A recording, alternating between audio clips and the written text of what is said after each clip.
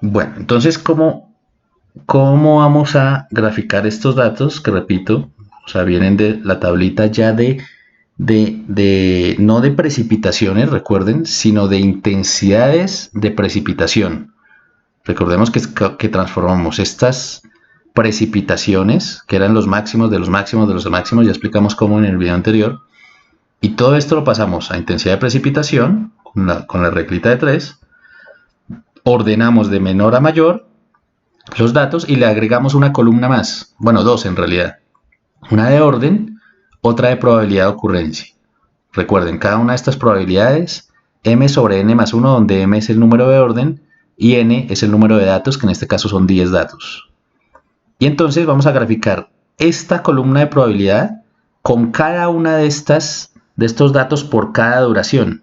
Entonces, por ejemplo, la primera línea de intensidad sería P, esta columna, contra esta columna. Estas dos columnas las vamos a graficar. Cogemos el papel Gumbel, que yo ya les coloqué en la plataforma y ustedes lo pueden tomar de ahí. Y el primer dato sería 9.1% con 16.6 de intensidad. Este papel Gumbel tiene acá intensidad de precipitación, probabilidad de ocurrencia y, ojo, aquí arriba, periodo de recurrencia, que en nuestro caso se va a llamar periodo de retorno. El periodo de retorno hace referencia, por ejemplo, cuando decimos una lluvia tiene un periodo esa lluvia que cayó tal día tiene un periodo de retorno de 20 años. ¿Qué quiere decir? No quiere decir necesariamente que la siguiente lluvia con una intensidad igual vaya a ocurrir dentro de 20 años. No. Quiere decir que es probable, o sea, que según la información histórica de esa zona, la lluvia de una intensidad de ese tipo se presentaría probablemente cada 20 años, pero no quiere decir que sea fijo, porque eso pasó, por ejemplo, en 2010 y 2011. En el 2010 aquí en Tunja, acá en Boyacá, se presentó una lluvia con periodo de retorno de 50 años, que inundó toda la zona norte de Tunja, toda la zona de las Quintas, no sé si se acuerdan ustedes. Y resulta que todo el mundo dijo, bueno, pero esto se vuelve a presentar dentro de 50 años. Pues al año siguiente se volvió a presentar otra vez el fenómeno de la niña. Entonces, quiere decir que no necesariamente se va a presentar cada 50 años, sino que es probable que para la magnitud que tenga el evento se vendría presentando cada ese número de años. Entonces, esos 50 años son relativos, más fijémonos en que se trata de una unidad de magnitud más que todo. Si nosotros nos estamos fijando en una lluvia con periodo de retorno de 50 años, imagínense un diluvio. Si se enfrentan con una lluvia con periodo de retorno de 2 años, es una lluvia suavecita, durita, pero nada raro. ¿De acuerdo? Entonces a eso se refiere el periodo de retorno. Y acá están los periodos de retorno de 2, 5, 10, 20, 50 y 100 años. Entonces, eso no lo vamos a utilizar por ahora. Vamos a graficar la probabilidad de ocurrencia contra la intensidad. Estas dos columnas, repito. Y el primer dato va a ser de 0.91, porque acá está en decimal, entonces 0.99 vendría por acá. Y 16 vendría por aquí. Entonces ahí vendría el primer dato. Y vamos graficando todo esto, nos va a dar esta línea de tendencia, ¿de acuerdo? Y ahí tenemos la línea de intensidad de 10 minutos. Hacemos lo mismo con la de 20, entonces la de 20 sería contra la probabilidad contra 20, después probabilidad contra 30 y así. Y así sacamos todas estas líneas de intensidad. ¿Qué hacemos después de eso?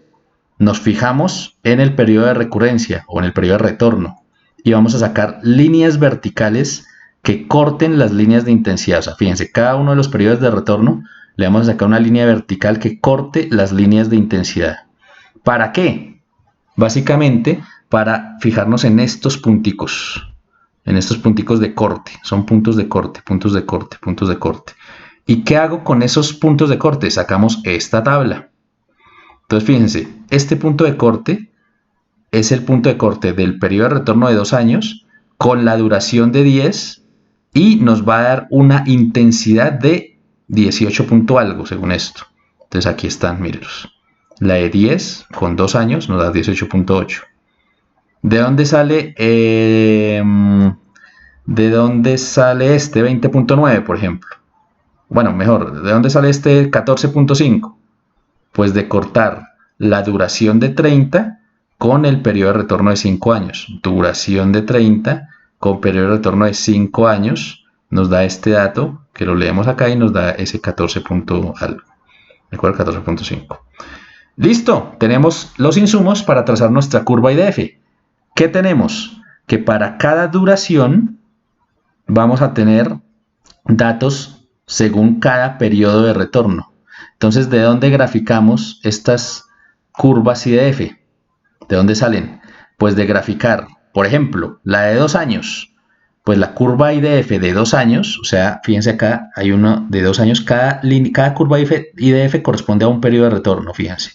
Entonces, la de 2 años sale de graficar las duraciones con la intensidad. Las duraciones con las intensidades. Entonces, esto contra esto en esa gráfica les va a dar la curva IDF de 2 años, o sea, esta primera curvita.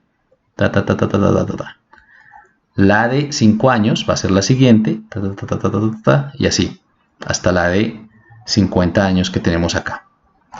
Eso es todo. Con eso terminamos la explicación del trazado de las curvas IDF. ¿De acuerdo? Ahí tenemos curvas IDF de 2 años hasta 50 años de periodo de retorno.